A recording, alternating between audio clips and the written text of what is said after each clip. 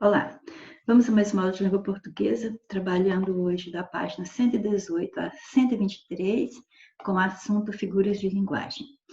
Quando você estiver diante de uma questão que aborde figuras de linguagem, primeira coisa você tem que lembrar do seguinte: vamos estudar aqui nesta aula as principais figuras, as que são mais recorrentes nas provas de concurso. Mas antes de mais nada, você precisa ter em mente o nome da figura de linguagem e o significado dele. Por exemplo, metáfora, uma das mais comuns nas provas de concurso. Aí, quando você vai ler sobre metáfora, você vê que ela é uma comparação implícita. Mas você tem que tomar cuidado, que você não está fazendo a comparação literalmente ali. Ela está implícita, porque o elemento comparativo, ou seja, aquele conector, não vai aparecer. Aquele conector que traz a ideia de comparação. Por exemplo, se você tem o período, o perfume dela enfeitiça, então é a mesma coisa que você está falando, que o perfume dela é um feitiço. Então você está vendo que essa questão da palavra enfeitiça ou feitiço aí, você vê que está em sentido figurado. Então a metáfora ela está intimamente ligada ao uso conotativo, ao uso figurado da palavra. Ou seja, se você acha que feitiço exerce um certo poder na pessoa, se você acredita nisso, aí então se fala que o perfume dela é um feitiço ou enfeitiça, então está dizendo que ele exerce esse certo poder em cima de você. Ok? Então aí você usou uma metáfora, você usou uma palavra fora do seu sentido original. Agora, se você disser, por exemplo, que o perfume dela, vamos colocar aqui embaixo, se você dissesse que o perfume dela é como um feitiço, aí você fez literalmente a comparação. Veja que comparação e metáfora estão muito próximas, porque a metáfora nós podemos chamar de comparação mental. Quer dizer, na mente é como se você estivesse comparando o perfume com um feitiço, com o efeito de feitiço. Mas se você não falou como, se você não falou tal qual, se você não falou igual, se você não falou feito um feitiço, então você não fez a comparação, você fez a metáfora, certinho? Então, repare bem as duas. Metáfora, olha só mais um exemplo. Aquela menina é um anjo. Então, a palavra anjo não estava utilizada no sentido original da palavra. Nós acreditamos que é um ser divino que possa nos proteger, por exemplo, do mal. Vamos em se tratando do anjo da guarda, certo? Então, ela não é isso.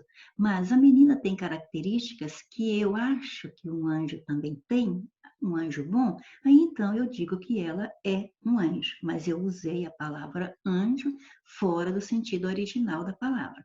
Agora, se eu disser que aquela menina é feito um anjo, igual um anjo, tal qual um anjo, como um anjo, ou popularmente que nem um anjo, aí eu tenho uma comparação. A comparação também pode ser chamada de símile, porque quando eu estou fazendo comparação, eu estou aproximando características semelhantes de dois seres. Então, semelhante e similar é a mesma coisa, sinônimo. Então, se quando eu faço comparação é porque eu aproximo essas semelhanças, então eu vou dizer que quando eu faço comparação, quando eu tenho ali um exemplo de comparação, eu posso também chamar de símile, perfeito? E vamos à metonímia. Metonímia, nós vamos definir como uma mudança de nome, como uma substituição, certo? Então, é uma substituição de um nome por outro. Então, por que que às vezes eu vou substituir um nome por outro? Porque eles têm uma íntima relação. Então, eu posso colocar um nome no lugar do outro, então aqui, ó, substituição de um termo por outro que se relaciona com ele. Então, dessa forma, eu posso fazer substituição da parte pelo todo, o todo pela parte, marca pelo produto, aliás, marca pelo produto é uma das mais comuns, conteúdo pelo continente, a obra pelo autor também é muito comum no dia a dia, certo? Então vamos lá entender a metonímia nos exemplos. Quando você diz que ele só queria um teto, você sabe que teto é parte da casa. A casa é o todo. Então, nós sabemos que a pessoa não está querendo só o teto, está querendo a casa inteira. Mas com uma referência desta aqui, você sabe muito bem que a pessoa está querendo dizer que a outra precisa de uma casa, que a outra quer uma casa, e não só uma parte dela, que é o teto. Então, aí você usa uma palavra que não prejudica o entendimento da frase. A pessoa entende a frase no todo. Dessa forma, você vê que substituímos a palavra que realmente representa aquilo que a pessoa está querendo por uma outra palavra, porque elas se relacionam. Casa tem teto, o teto é na casa. Então, aí nós vamos entender a frase, mas temos que compreender que a pessoa lançou mão de um modo diferente de dizer. Então, é o estilo, por isso que nós chamamos de figura de estilo ou figura de linguagem. E aqui é a metonímia, porque substituiu um termo pelo outro, porque os dois se relacionam. Na casa tem teto. Então, se eu falo que eu estou precisando de um teto, eu estou precisando de uma casa. E se eu disser, já bebeu toda a garrafa? Nós sabemos que a gente fala, tomei 2 copos de leite, 2 copos de suco, uma garrafa de refrigerante, mas na realidade você não tomou o copo, você não bebeu a garrafa, você bebeu o conteúdo dela. A garrafa é o continente. E você não ingeriu o continente, você ingeriu foi o conteúdo, aquilo que estava dentro da garrafa. Então, o que que você fez? A pessoa entende muito bem. Se você falar, tomei 2 copos de suco. Então a pessoa sabe que que o copo é único, continua ali, você não ingeriu o copo, você ingeriu o que estava dentro do copo, mas é o jeito de a gente falar. Então, mas aí eu tenho que compreender o que é que eu estou aplicando ali. Eu estou substituindo um termo pelo outro, porque os dois têm uma relação naquele contexto. Então eu tenho que ver que eu troquei. Em vez de falar o conteúdo que eu ingeri, eu falo que ingeri o continente. Mas ninguém pensa que você engoliu a garrafa. Então, é um modo de dizer, vamos dizer assim, um modo de se expressar que se chama metonímia. Você vai ter metonímia também em exemplos como Juju ama ler Cecília Meirelles. Então, é lógico que Cecília Meirelles é a poetisa, é a escritora. E nós não vamos ler a pessoa, mas nós vamos ler a obra da pessoa, ou seja, nós vamos ler os livros dela. Então, não precisa de você dizer que Juju ama ler os livros da Cecília Meirelles. Você já pode reduzir e dizer que Juju ama ler Cecília Meirelles, que qualquer entendedor, né, qualquer falante da língua portuguesa vai saber de que você está falando. Então, quer dizer, a pessoa apreende o significado da frase. A pessoa vai entender que você gosta de ler as obras desta autora aqui, certo? Cecília Meirelles. Então, o que que nós temos aqui? Nós utilizamos uma palavra no lugar de outra. Nós utilizamos o nome da autora no lugar do nome da sua obra, por exemplo, ok? Então, é um nome no lugar do outro, é metonímia. Substituir o nome, certo? Mas não é qualquer substituição, é porque os dois estão intimamente ligados. Preciso ir ao supermercado comprar Bombril. Se você analisar bem, você sabe que aquilo que nós chamamos de bombril é apenas uma esponja de aço. Bombril não é o produto. Bombril é a marca. Então, nós vamos, às vezes, muitas vezes, nós utilizamos o nome da marca em lugar do nome do produto. Você vai comprar, é só a esponja de aço, porque a marca nós não vamos comprar, porque eu acho que a empresa não vai vender, certinho? E então logo você interpreta que você colocou um nome no lugar do outro, porque eles têm íntima relação. A esponja de aço é da marca Bombril, então quando eu falo Bombril, logo nós nós vamos entender de que estamos falando, mas temos que entender, sobretudo, que estamos fazendo substituição de nome. Mas então, quando você faz substituições de nomes na frase, porque eles têm uma íntima relação, porque um se relaciona intimamente com o outro, aí você tem a metonímia. Você não vai confundir metonímia com metáfora, porque metonímia, em geral, as palavras que você substitui na frase, elas são no sentido real da palavra, não é sentido figurado. E na metáfora é sentido figurado, ok? Gradação. Olha, você vai gravar o sentido de gradação simplesmente quando você fala assim, gradativamente eu fui esquecendo aqueles problemas.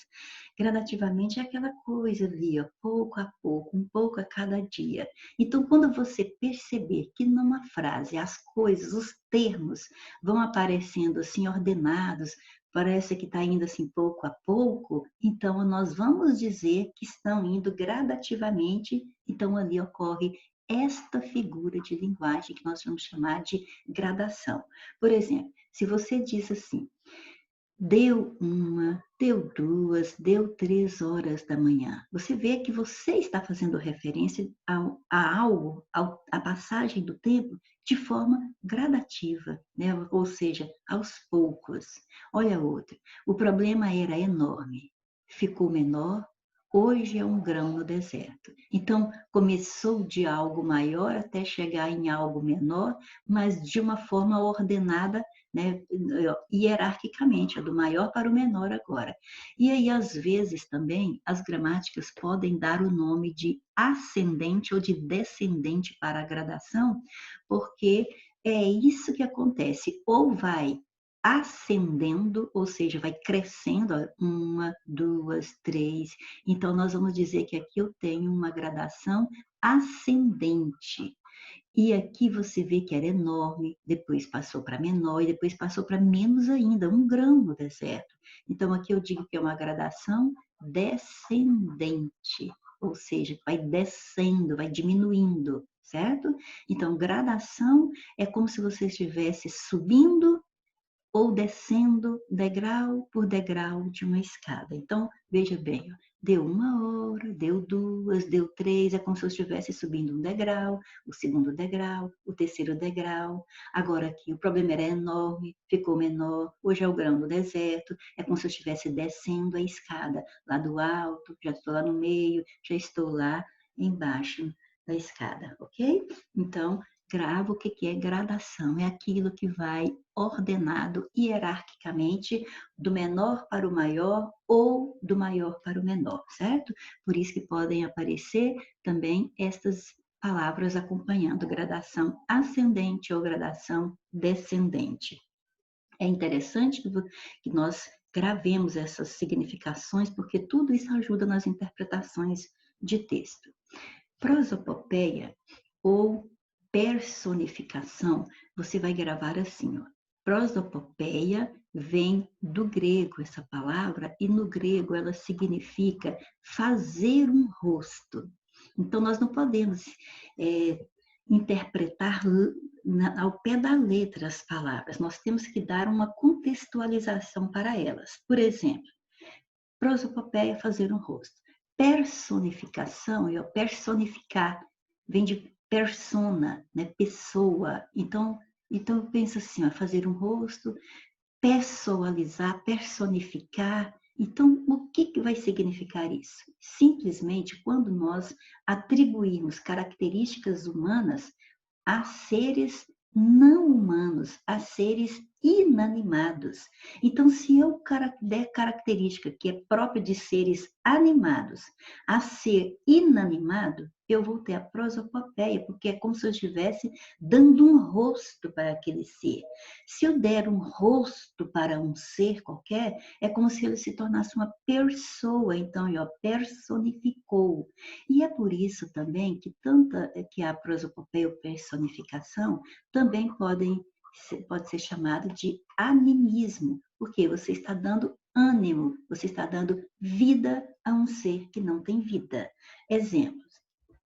Eram 5 horas da manhã e o cortiço acordava, abrindo não os olhos, mas a sua infinidade de portas e janelas alinhadas.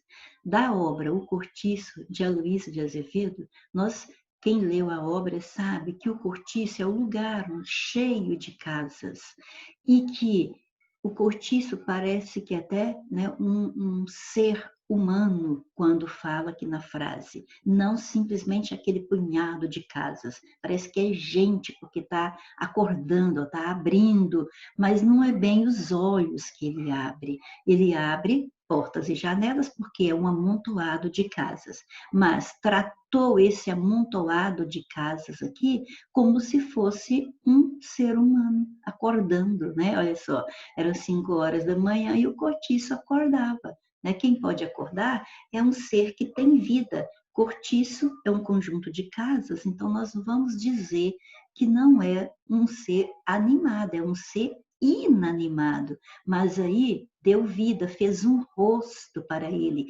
personificou como se ele fosse uma pessoa, deu ânimo, deu vida. Então, por isso que também pode ser chamado de animismo.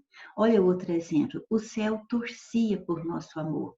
Então, esse torcer aqui é no sentido de estar desejando que aquilo se realize. E céu não pode fazer isso. Uma pessoa pode torcer por nosso amor, mas o céu não. Então, o que eu acabei de fazer? Eu atribuí a um ser que não tem vida uma característica, uma ação que é própria de ser que tem vida. Então, eu dei ânimo, eu dei vida ao céu. Então, é animismo.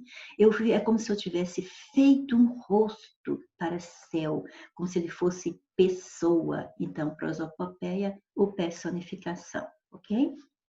Os dois nomes mais comuns são prosopopeia ou personificação, mas é bom que saibamos que se aparecer a palavra animismo, é a mesma coisa. Ironia, e é muito conhecida a ironia principalmente quando estamos conversando pessoalmente com a pessoa e vemos pelo tom de voz, pelos gestos da pessoa, né, pela expressão fisionômica da pessoa, que ela foi irônica, né? Logo a gente percebe. Agora, quando está escrito, aí ninguém está falando, eu estou lendo, eu tenho que tomar cuidado para não ler muito de qualquer jeito e nem perceber que ali ocorreu a figura de linguagem chamada ironia. Mas aí, então, como é que eu vou interpretar? É exatamente quando nós vamos ver que aquela fala não deve ser o que a pessoa estava pensando. Ou seja, ela pensou uma coisa, mas ela falou outra, certo? Por exemplo, o menino era muito estudioso, sua maior nota foi 5. Então, é lógico que vamos começar com padrões. É lógico que se a prova valesse 5 e ele teve 5, então é lógico que esse menino é estudioso, tirou total. Mas olha só o contexto, já está falando que sua maior nota foi 5. Então, só de falar que sua maior nota foi 5, a gente já vê que esse contexto que a pessoa colocou essa frase, esse 5 não é muita coisa, certo? E, então, eu vejo que quando a pessoa falou que ele era muito estudioso, ela está dizendo o oposto do que ela pensa. Então, quando você conseguir interpretar numa frase que aquela fala deve representar o contrário do que a pessoa está pensando, aí você tem a ironia. Outro exemplo, ela era discreta como elefante caindo de um precipício. Olha para você ver, discreta, não chama atenção. Imagina elefantes, ou no plural, elefantes caindo de um precipício. vai chamar muita atenção. Então, quer dizer, além de ter aqui também o elemento comparativo, né? Eu posso dizer que também tem uma comparação, mas o efeito mais real não, o efeito que predomina aqui é o da ironia. Olha, a pessoa falar que a outra é discreta como elefantes caindo de um precipício, então o objetivo maior dela não é só comparar a descrição dessa pessoa com o fato de elefantes caírem de um precipício, é de ironizar o quão pouco essa pessoa é discreta, certo? Tu percebe tudo que ela faz.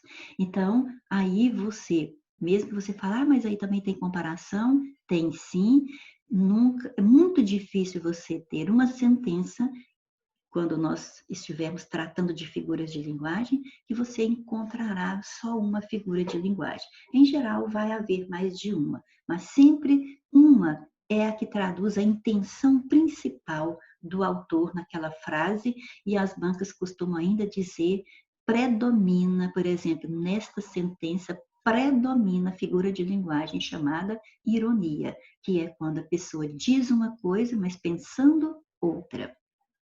Eufemismo.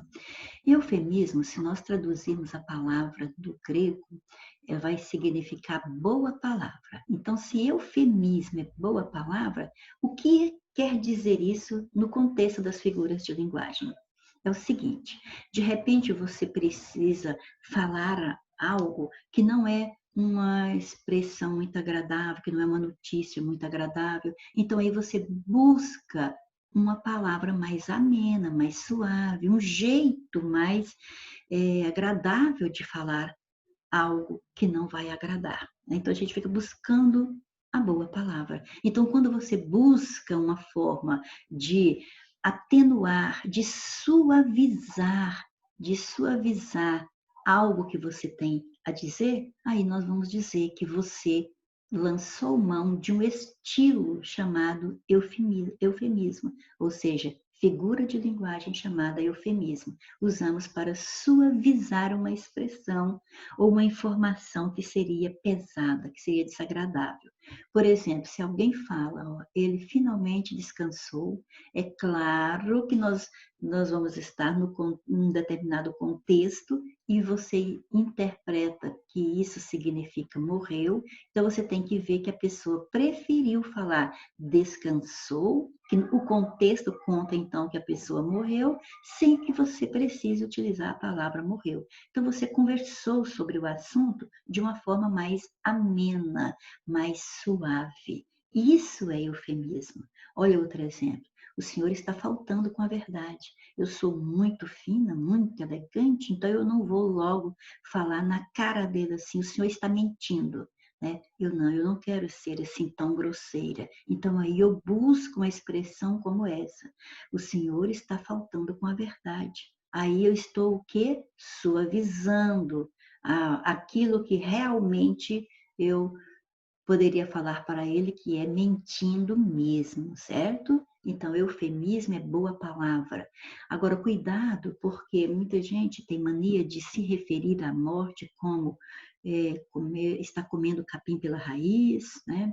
Então, essas expressões, elas não suavizam. Se você falar, vai dar notícia para alguém que um parente dele faleceu e fala assim, ó, sinto muito, mas fulano já está comendo capim pela raiz. Então você não está suavizando nada, você está se tornando mais grosseiro, né? Então, dessa forma, nós não teremos eufemismo. Aí, porque senão você pensa assim, ó, se esse descansou aqui se refere a morrer e comer capim pela raiz também se refere a morrer, então tudo é eufemismo? Não, eufemismo é se você suaviza a expressão. E essa aí de comer capim pela raiz não está suavizando nada, você está se tornando mais grosseiro, certo? Então, quando você procurar um jeito mais agradável para falar algo que é desagradável, algo que é pesado, algo que é triste, você procura palavras mais amenas, você utilizou o eufemismo. A hipérbole você vai gravar assim, ó. O prefixo hiper quer dizer muito, quer dizer excesso, certo? Se eu estou hiper feliz, estou excessivamente feliz. Então, hiper tem a ver com excesso. Aí, então, quando eu vejo hipérbole, aí eu lembro que é exagero. Quantas vezes no nosso dia a dia nós vamos nos expressar e falamos com um certo exagero? Ah, estou morrendo de fome, né? Então, a pessoa não está morrendo de fome, porque se ela estivesse morrendo de fome naquele momento, nem falando mais ela estaria, né? E ela está andando, está brava e está falando que morrendo de fome. Então, o que aconteceu ali? A pessoa se excedeu, a pessoa exagerou na expressão. Então, aí você vai dizer que a pessoa usou a figura chamada hipérbole. Então, é só você associar hiper exagero, hiper é excesso. Então, hipérbole é quando a gente exagera intencionalmente para impressionar. Por exemplo, a professora está morrendo de cansada. Então, nós sabemos que, mesmo que você falar, mas alguém pode morrer de cansaço, mas você viu que naquele contexto a pessoa não estava morrendo, então a pessoa só exagerou. Ou então, você almoça muito e fala, estou pesando 200 quilos após o almoço de família. Olha só, pesando 200 quilos. Então, é lógico, de repente ali tem alguém que pese 200 quilos, quem sabe possa ter. Mas se você viu que não é a realidade, a pessoa falou uma frase dessa, é porque a pessoa exagerou intencionalmente só para dizer que comeu muito. Okay? Então, isso é hipérbole, quando você lança mão do exagero intencional para impressionar com alguma frase. Elipse. Olha, quando nós omitimos uma palavra na frase, aqui ó, omissão, omitimos uma palavra, mas que perfeitamente você percebe qual é a palavra que foi omitida, você tem elipse. Por exemplo, ganhei uns milhões na loteria. Então você vê perfeitamente que quando fala ganhei, a pessoa não vai perguntar quem foi que ganhou. Aí, se eu falei ganhei, você já sabe muito bem que sou eu ganhei. Pela conjugação do verbo aqui, sabe o que corresponde a eu. Então, quer dizer, não tem necessidade de eu falar eu ganhei, porque se eu omitir a palavra eu, qualquer um sabe que esse ganhei se refere a eu, certinho? Então, se você não pôs na frase uma palavra, então você a omitiu, mas que é perfeitamente compreensível por qualquer falante da língua, então você tem ali uma elipse.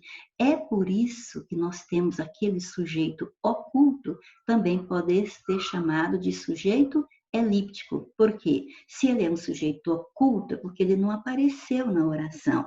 Então, foi omitido. Então, se omissão também é elipse, então o sujeito oculto também pode ser chamado de sujeito elíptico. E você apreende as duas matérias. Tanto você vai acertar a questão que cobrar elipse, quanto você vai acertar a questão que cobrar sujeito elíptico, porque você está vendo que é tudo na mesma linha de omissão de um termo. Outro exemplo, trabalhou o dia inteiro, mas nenhum dinheiro. Então dá para ver perfeitamente que a pessoa está querendo dizer que a outra trabalhou o dia inteiro, mas não ganhou nenhum dinheiro. Então, o verbo ganhar não foi escrito aqui na segunda frase, mas nós percebemos o sentido dele ali. Então, ele não está ali, mas a gente percebe claramente o sentido dele. Então, eu tenho que aceitar que houve omissão de um termo, e isso a gramática chama de elipse, certo? Então, se nós não tivéssemos aplicado a elipse nesse período aí, nós íamos ter, trabalhou o dia inteiro, mas nenhum dinheiro ganhou, ou mas não ganhou nenhum dinheiro, certo? Zeugma. Zeugma e elipse, ó, estas duas, elas têm algo em comum, que é a omissão. Então, zeugma também é omissão de uma palavra. Qual a diferença da elipse? A diferença é que a elipse simplesmente omite uma palavra perfeitamente compreensível dentro do período, identificável facilmente, e zeugma omite uma palavra que já foi expressa anteriormente, ou seja, uma palavra que já apareceu antes na frase, aí você omite para não repeti-la, certo? Por exemplo, ele gosta de arroz, ela de feijão. Então você sabe perfeitamente que esse gosta, esse verbo gostar, que apareceu na primeira oração, se repete aqui na segunda. ele gosta de arroz e ela gosta de feijão. Mas como dá para perceber perfeitamente que eu estou falando é que ela gosta de feijão, não precisa de eu colocar o gosta de novo aqui. Então, o que aconteceu? Omissão. Mas é a omissão de uma palavra que já apareceu anteriormente. Então, essa omissão você chama de elipse. No contexto aí, o verbo gosta, né, na segunda oração, foi omitido, e nesse caso, em geral, nós colocamos vírgula para marcar a omissão do verbo, certo? Então, agora um detalhe é que você viu que tudo trabalha com omissão. Então, existem bancas que não são tão seletivas, então toma uma pela outra. Por exemplo, às vezes cai na sua prova um período como este aqui, ó, ele gosta de arroz, ela de feijão. E nas alternativas não aparece zeugma, mas aparece elipse. Então você tem que marcar elipse, porque de qualquer forma ali houve uma omissão, e elipse é omissão, então a única resposta cabível ali seria a elipse, certo? Mas já existem bancas que são mais criteriosas, então vai especificamente colocar zeugma. Então você associa que as duas são omissão de um termo. Mas se houver a palavra zeugma na resposta, é porque é omissão de um termo que já apareceu antes. Se não, se for só omissão, como nesse primeiro exemplo, aí é só elipse, ok? Antítese. Grave que na palavra antítese tem o prefixo anti. Anti quer dizer contra. Por exemplo, se você falar que é anti-inflamatório, então é um remédio contra a inflamação. Então, anti é contra. Então, agora você associa. Então, antítese é quando na frase você vai ter palavras com sentido contrário. Por exemplo, o poeta escreve: tristeza não tem fim, felicidade sim. Então, para expressar o sentimento dele nessa frase, apareceram duas palavras que são contextualmente contrárias, porque tristeza lembra coisa ruim, felicidade lembra coisa boa. Então, duas coisas contrárias aqui, antítese. O amor e o ódio andam lado a lado. Então, ali vai o amor, ali vai o ódio, mas nós sabemos que são totalmente contrários. Então, nessa frase, o autor lançou mão de falar sobre algo relacionando duas palavras contrárias, aí eu tenho antítese. Então, associa antítese a antônimos e você não vai errar. Ou então, simplesmente, grave que anti é contra. Aí você chega à interpretação correta. Agora, paradoxo é igual elipse e zeugma, que tem muita coisa em comum, antítese e paradoxo também. Porque paradoxo é quando você vai empregar termos opostos, aí você fala, o oposto é contrário, então é a mesma coisa. Só porque no paradoxo é um contrário mais forte, que chega a ser uma contradição, ou seja, como se estivesse desdizendo algo. Por exemplo, o poeta Luís de Camões escreveu que o amor é ferida que dói e não se sente. Então, veja bem, falar que o amor é ferida que dói e não se sente, então, como é que está doendo se não está sentindo? Não tem como você falar, tá doendo, tá sentindo? Não. Ou então, como é que você sabe que tá doendo? Então, você está vendo a contradição? Tá vendo? Ou seja, uma ideia não está condizendo com a outra, está contradizendo. Então, não é um simples emprego de ideias opostas, é o emprego de ideias contraditórias, mas o poeta consegue passar o que ele quer dizer com uma frase poética como essa. O amor é ferida que dói e não se sente. Ou seja, se ele está apaixonado, às vezes está doendo, né, está sofrendo por amor, mas acontece que ele não deixa de amar como se não estivesse sentindo aquela dor. É um contentamento descontente. Então, quer dizer, contentamento é algo positivo, né, de contente. E descontente, até pelo prefixo des, que traz ideia de negação, é que não é contente. Como que o contentamento, que é algo que lembra contente, é descontente? Está percebendo a contradição? Então, não são simplesmente termos opostos, termos contrários como amor, ódio, alegria, tristeza, claro, escuro, não é simplesmente antônimos. São ideias que se contradizem, mas que na linha de pensamento, de sentimento do autor da frase, elas criam um sentido para ele. Então aí é paradoxo. Ela era toda ódio e amor. Olha aí, ela era ódio e amor. Então fica uma coisa assim, como é que vai perceber essas duas coisas tão contraditórias misturadas na pessoa?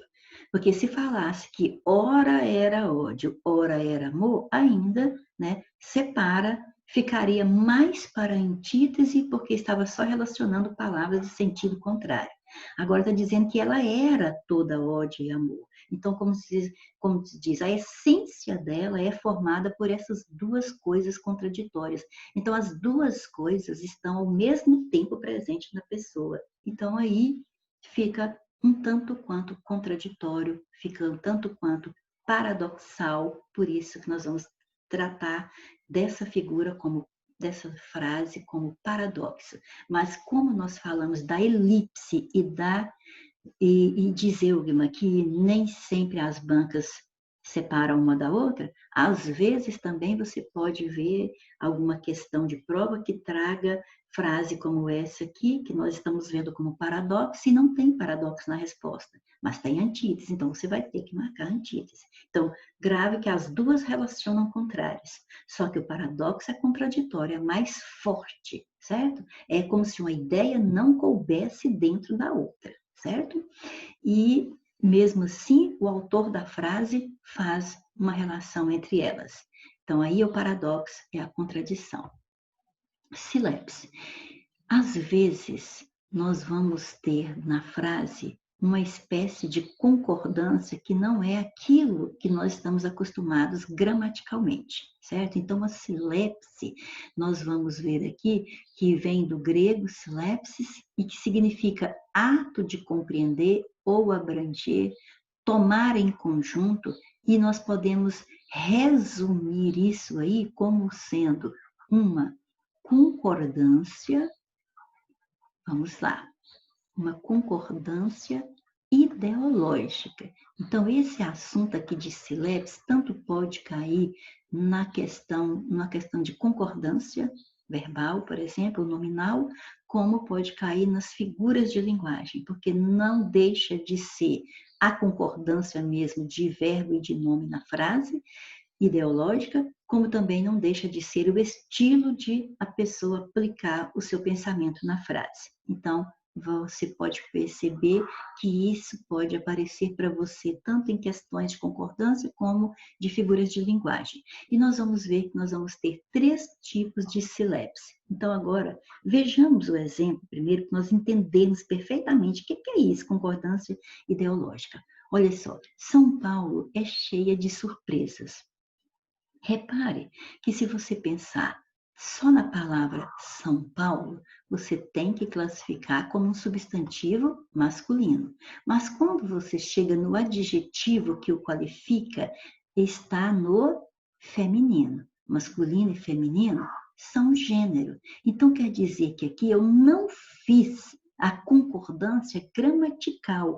Eu não concordei o adjetivo cheia com o gênero masculino de São Paulo. São Paulo é cheio de surpresas. Por quê? Porque eu logo vejo que eu estou me referindo não ao estado, mas sim à cidade de São Paulo. E cidade é uma palavra feminina. Só que não apareceu a palavra cidade aqui. Então, o que aconteceu? Eu fiz uma concordância no feminino com uma palavra que é masculina, mas não é porque eu concordei com a palavra masculina, eu concordei com a ideia que ela me traz. A ideia é de que São Paulo é cidade, cidade é feminino, então quando eu cheguei aqui no adjetivo, eu coloquei o adjetivo no feminino. Então aí o que eu fiz? Eu fiz uma concordância só com as ideias, não com as palavras que estão na frase.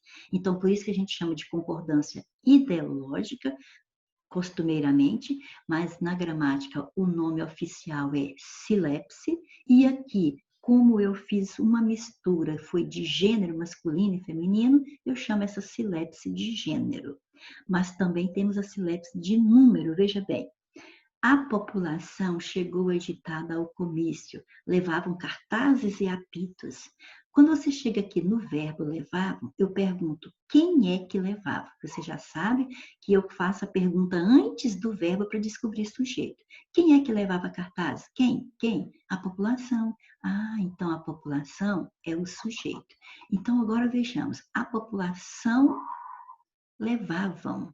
Aí o que eu estou observando? Epa, mas esse sujeito está no singular e o verbo está no plural. Então, o que eu acabei de fazer? Eu não fiz a concordância verbal aqui, não foi uma concordância gramatical. O que é uma concordância gramatical? É quando eu concordo as palavras que estão na frase. Mas eu fiz foi a concordância ideológica. O que é a concordância ideológica ou silepse? É quando eu faço a concordância de uma palavra ali na oração, não com outra palavra da oração, mas com a ideia que aquela palavra me traz.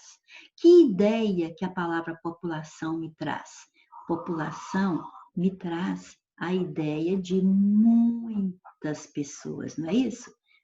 População são muitas pessoas. Então, muitas pessoas me traz a ideia de plural. Então, embora a palavra esteja no singular na frase, a ideia que ela me passa é a ideia de plural. E quando eu chego lá no verbo, eu ponho o verbo no plural. Então, eu fiz uma concordância com a ideia daquela palavra e não com a palavra. Quando eu faço isso, eu estou diante de silepse.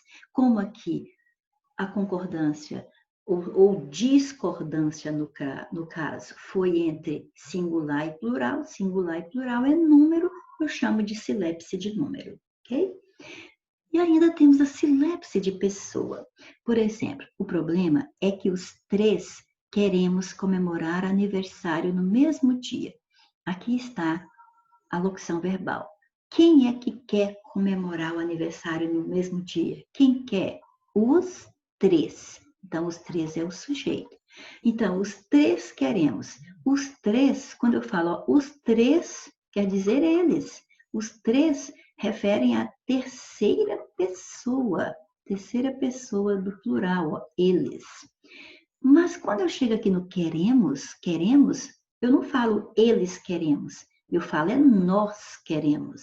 Então, nós não é terceira, nós é primeira pessoa do plural. Então, o que eu percebo aqui?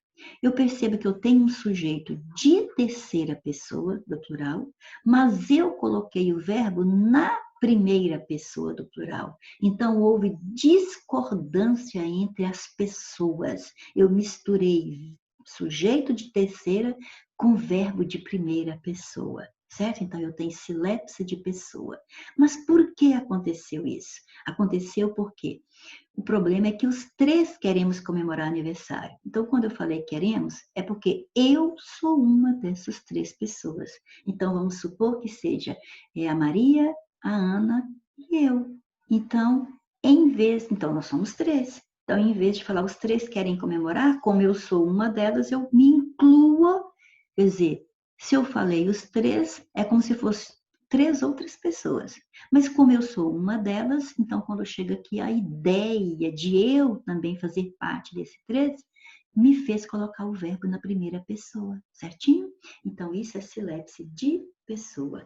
Olha outro exemplo de silepse de pessoa, quer ver?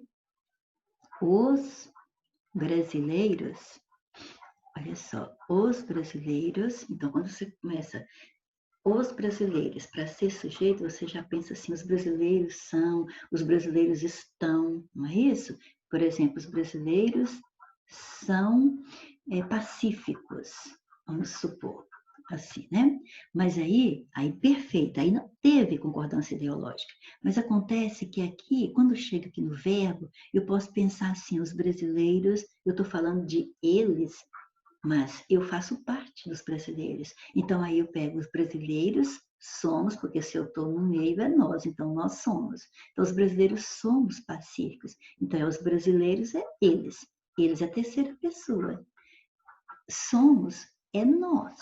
Nós é a primeira pessoa, certo? Então, de novo, eu misturei, eu discordei a pessoa do sujeito com a pessoa do verbo. Porque eu não concordei o verbo com a palavra que está na frase. Essa palavra é de terceira pessoa. Os brasileiros são eles.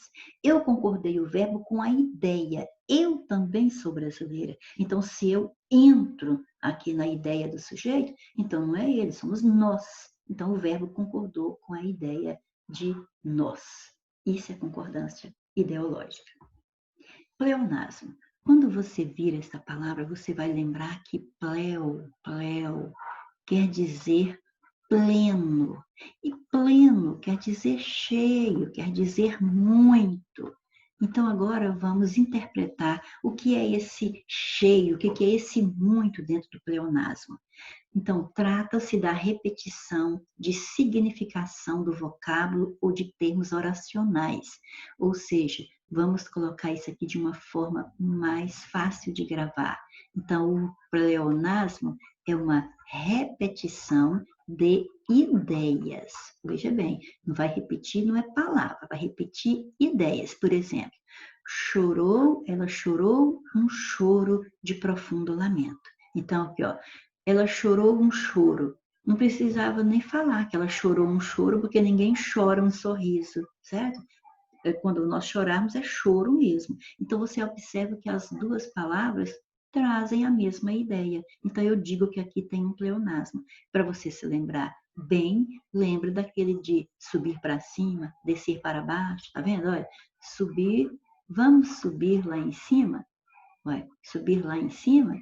Tem jeito de subir lá embaixo? Não tem. Então, subir, na ideia de subir, já está a ideia de em cima. Então, aqui, o que aconteceu? Ficou cheio demais, ficou muita coisa desnecessária ali. Então, eu digo que aqui há pleonasmo, ou seja, que há redundância, porque às vezes a banca fala isso, onde ocorre pleonasmo, ou então onde ocorre redundância de ideias. Então, é simplesmente repetição de ideias, certo? Agora, hipérbato. Hipérbato, cuidado para não confundir esse hiper aqui, viu? Com excesso. Existe até um excesso aqui mesmo, mas é na inversão de termos na oração. Ou seja, você sabe que ordem direta, gramaticalmente falando, é quando eu tenho sujeito primeiro, depois vem o verbo, depois vem complementos verbais, se esse verbo for transitivo, e ainda posso colocar uma circunstância de tempo, de lugar, de modo, então seria o adjunto adverbial. Esta é a ordem direta dos termos numa oração na língua portuguesa. Se esses termos saírem dessa ordem, por exemplo, o adjunto adverbial começa, às vezes começa com o verbo, depois vem o sujeito, então aí eu vou ter ordem indireta ou então inversa. Então, essa inversão de termos ou esta ordem indireta de termos na oração, a gente chama de hipérbato. Por exemplo, veio ela confessar-me um segredo. Então, olha só, quem é que veio? Ela. Então, aqui está o sujeito, aqui está o verbo, e ainda está partido, porque ela veio confessar, quer dizer, esse veio com o confessar forma uma locução verbal. Então, ainda dividiu a locução verbal, né, para depois vir os objetos. Então, não está na ordem direta, está na ordem indireta ou inversa, e se houver inversão dos termos na oração, nas figuras de linguagem, isso chama hipérbato, porque isso é muito comum. Por que isso entra na figura de linguagem? Porque às vezes, principalmente em poemas, os poetas, as poetisas escrevem muito em ordem inversa para poder ganhar o ritmo que precisa na frase, para dar mais ênfase em alguma expressão. Então, usa muito a figura do hipérbato, da inversão nos poemas, por exemplo. Mas não só lá nos poemas. Mas aí você tem que saber o que é a ordem direta, né? O que é a ordem inversa, porque aí você viu, não está na ordem direta, que é o sujeito primeiro, tatantã, tatantã. Então, não é a ordem direta, está na ordem inversa. Inverter os termos, o nome é esse, ó, hipérbato, ok? Vamos treinar um pouquinho. Entre os recursos de argumentação usados pelo autor para escrever o seu texto estão a apresentação de ideias antitéticas, paradoxais, em que a alternativa não se observa o uso desse recurso. Então, você sabe, eu disse que você precisa saber o sentido das palavras, o significado das palavras, como se você estivesse com um dicionário. Então, você vai ao dicionário e vai ver o que é antítese, o que é antitética, o que é paradoxal, e você vai logo ver que a base disso é contrários, certo? Então, e eu quero onde não haja contrários, ideias contrárias. Então vamos lá. Notei ao me olhar no banheiro o tempo estampado nas linhas fundas, marcas provenientes dos sorrisos e das alegrias que vivi, mas também das mágoas que colecionei. Então aqui, ó, você observa que tem duas ideias contrárias aqui. Ela está falando de algo positivo, sorrisos e alegrias, mas também algo negativo, mágoas que selecionou. Então aqui há ideias antitéticas, ou seja, aqui há antítese, contrários. Presente entre minhas sombras e a luz do sol, saboreio o calor daquele momento. Olha, sombras e luz é o contrário também, certinho? Então, a antítese aqui também tem. O tempo e o medo, esses meus dois velhos conhecidos, acordaram comigo no dia de hoje. Aqui não tem antítese. Vamos ver a letra D? Como quem não quer nada, me familiarizo com o claro e o escuro do agora. Antítese. Então, você só não percebe essa relação de contrários na letra C. No fundo do mar. Então, vamos ver, antes de lermos o texto, vamos ver o que a questão pede. Para defender o seu ponto de vista, a autora usa repetidamente, reiteradamente, quer dizer, repetidamente, ao longo do texto, a linguagem metafórica, ou seja, ela usa o sentido figurado para as palavras, para dar uma nova significação para a palavra, como recurso de expressão. Alternativa em que não se verifica o uso de tal recurso. Bom, então, vamos lá. O Brasil naufraga. Então, é só de falar que o Brasil é um país. Quem pode naufragar é um navio, por exemplo. Então, já tem linguagem figurada aqui. A cada dia a situação brasileira muda em alguns aspectos geralmente negativos, tão depressa que quando se pensa num artigo para esta coluna, já as coisas degringolaram, nossa, para dizer que as coisas não vão bem, ou se confundiram um pouco mais. Portanto, é sempre, em parte, um tiro no escuro.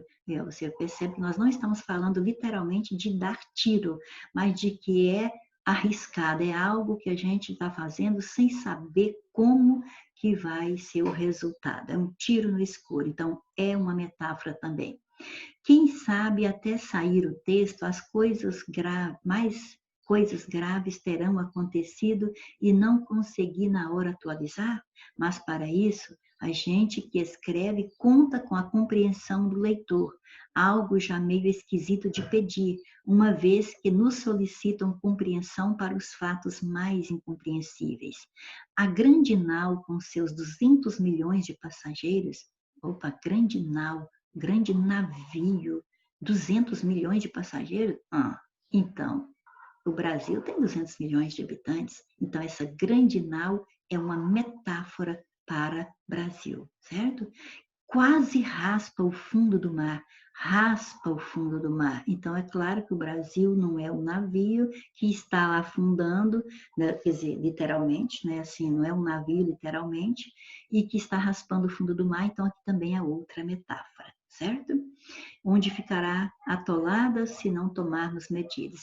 Vai ficar atolada. Então, é lógico que isso aí tudo é metáfora. Então, podemos agora ver onde não ocorreu.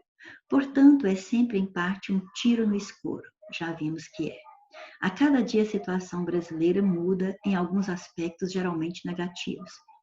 Eu acho que não tem nada figurado aqui, né? Aqui é tudo no real. Mas vamos à letra C. A Grande Nau, já vimos lá no texto que a Grande Nau era uma referência ao Brasil, então é uma metáfora para o Brasil.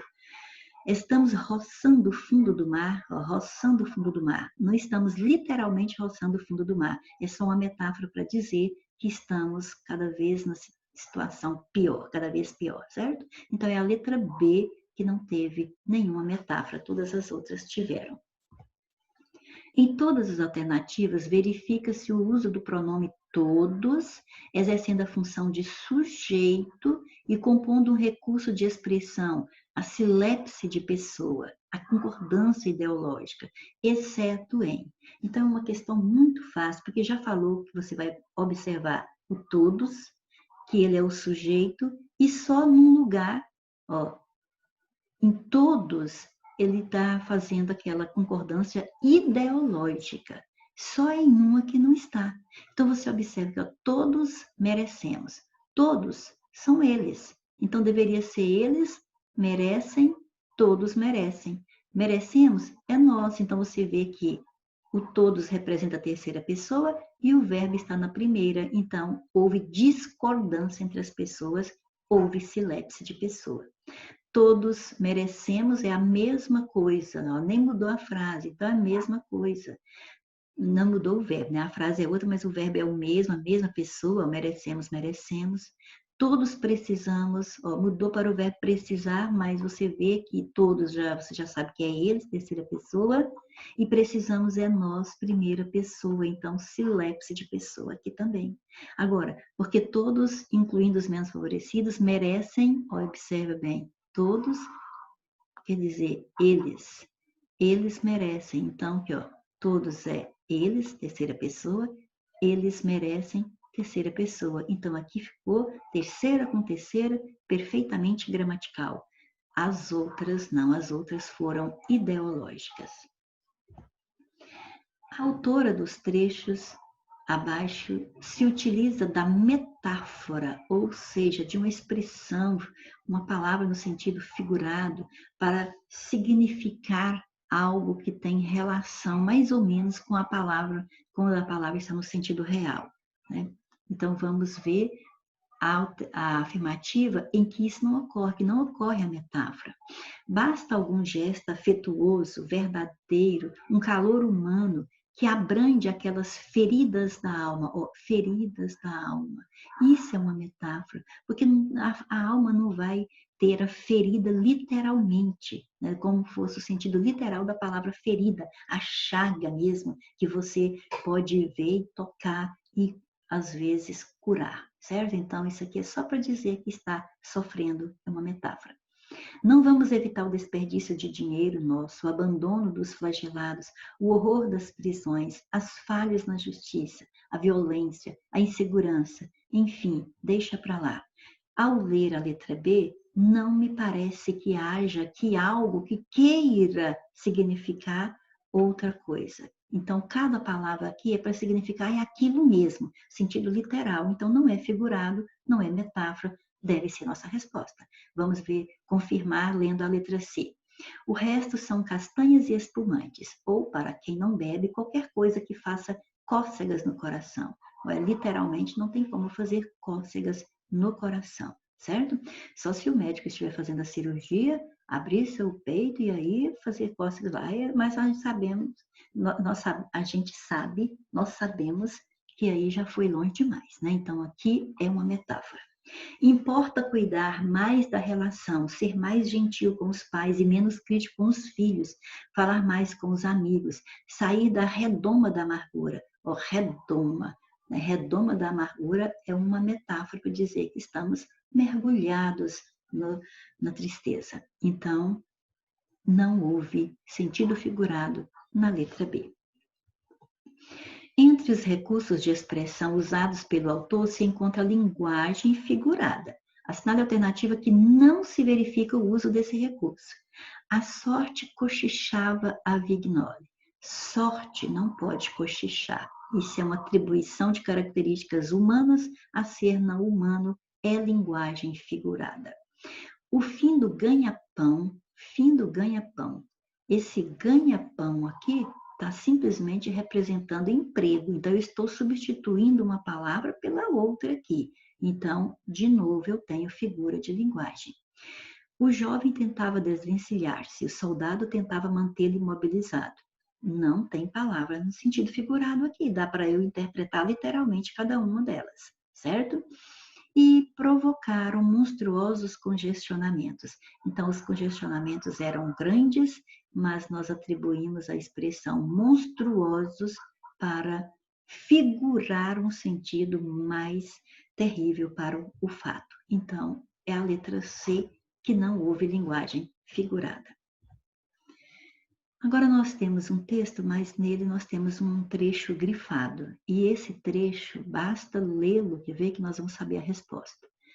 Pois não adianta um telhado de luxo sobre paredes rachadas em casas construídas sobre areia movediça. Bom, o que está querendo dizer aqui? Está querendo dizer que logo no início você vê que qualquer coisa diferente disso é ilusão pura. Não resolve enviar centenas de jovens ao exterior ou trazer estudantes estrangeiros para cá se a base primeira do ensino é ruim, como a nossa. Então, quer dizer que a pessoa, que o autor do texto, está fazendo uma crítica à nossa educação, falando que a base da nossa educação é ruim. Então, aí confirma, explica que, porque não adianta um telhado de luxo, quer dizer, aí traz algo que está aparentemente bom, mas vai colocar sobre uma parede rachada, uma base mal feita, ou numa areia movediça, que nada vai ficar firme ali, então não vai dar em nada, vai perder o trabalho, certo? Então, esta parte grifada no texto não é inversão de termos, não é omissão de uma palavra que já foi dita antes, não é repetição de ideias, e sim um sentido figurado para dizer que a educação vai de mal a pior. Um dos recursos da argumentação usados pelos autores é antítese, já sabemos, ante, contrário. Então, quer dizer, relação de contrários na frase, conforme se verifica na alternativa. Então, vamos lá. São objetos marcados pelas relações do dia a dia em uso que nos ajudam a localizar memórias como pequenos fósseis que carregam narrativas repletas de afeto e de paixões. Então, eu não vi contrários aqui, certo? Não vi contrários, então não é nossa resposta. Mais do que fazer emergir essas memórias, nossas coisas nos levam a partilhar essas experiências, contaminando aqueles que estão à nossa volta. Não relacionou palavras de sentidos contrários. Ficamos frente a frente com ambas as alegrias. Fazemos um balanço não apenas das coisas, mas das memórias. Nada de contrários aqui. Escondidos em um canto escuro, nada valem. Assim, eles são apenas fósseis comuns, isolados da luz, sem poder para contar suas lembranças.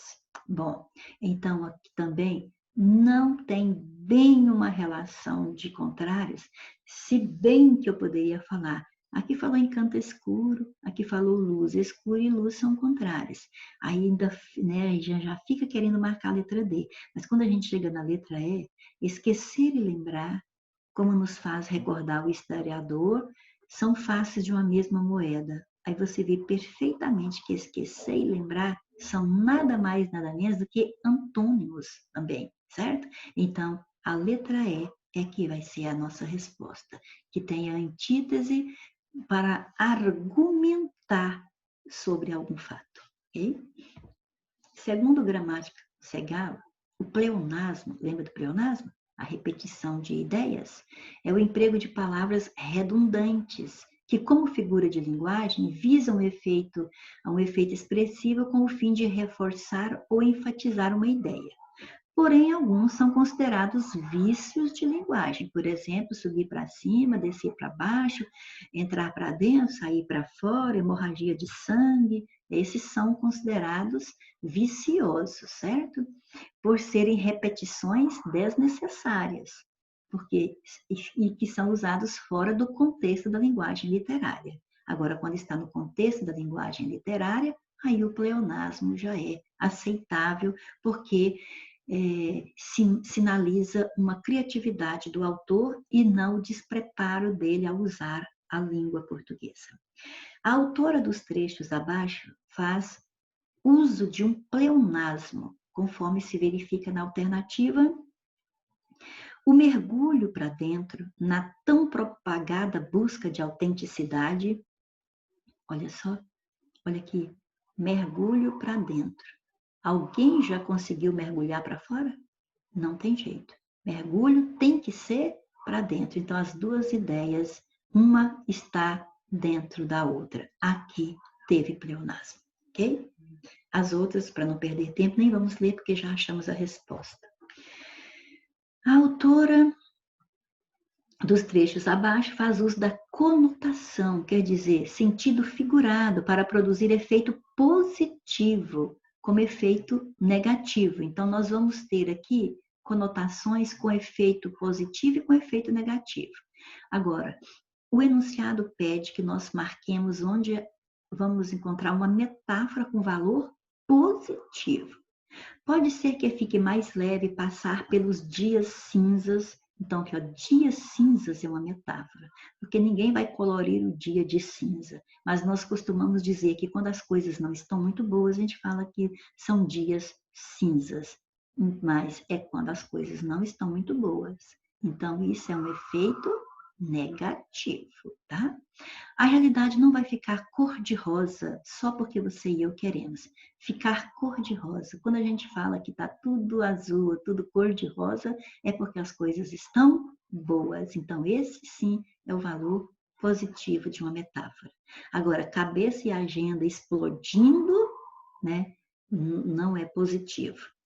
Quando foi a última vez que mandou uma mensagem desse tipo, sem elucubrar 200 vezes a respeito antes? Bom, aqui, se você for falar que é uma metáfora, não é no sentido positivo, porque você está em dúvida demais com as coisas, então isso não é positivo, certo? E se nós formos olhar a essência da frase, aqui tem mais, é uma hipérbole, é um exagero, né? Então, a letra B. As pessoas maduras têm o desejo sincero de ser produtivas, de partilhar essa produção com os outros, desejam criar e dividir suas criações, aceitam suas vidas e trabalho com satisfação e alegria, vivem a vida como, nas palavras de Otto Rank, um artista. Vivem a vida como um artista, igual a um artista, certo? Mas isso nas palavras de Otto Rank. Por que eu tenho que analisar tudo isso? Porque está dizendo que todos os recursos que eu tenho aqui abaixo foram utilizados nesse trecho, exceto um. Aí você observa, quando fala linguagem metafórica, que fez uso de uma figura de linguagem ali. E se você pensar bem, quando fala vivem a vida é uma figura de linguagem, porque não tem como viver a morte. Viver tem que ser a vida. Então, as duas palavras, elas trazem a mesma ideia. Então, houve uma repetição de ideias aqui, então houve uma figura de linguagem, e essa repetição de ideias é pleonasmo. Então, eu tenho linguagem metafórica, eu tenho pleonasmo, e quando falou vivem a vida como um artista, e ainda colocou esse artista entre aspas, porque é para dizer que isso é de acordo com as palavras de Otto Rank, então a pessoa se apropriou de palavras de um outro autor dentro do texto dela. Isso é intertextualidade. Então a única coisa que você não percebe aí no trecho é ironia, ok? Então, ótimo. Lembre-se de que você é livre para fazer suas escolhas, mas é prisioneiro das consequências, tá? Não quero estudar, não. Ninguém me obriga a estudar. Tudo bem, depois não reclama que a vida está mais difícil do que para quem estudou, ok? Até a próxima, se Deus quiser.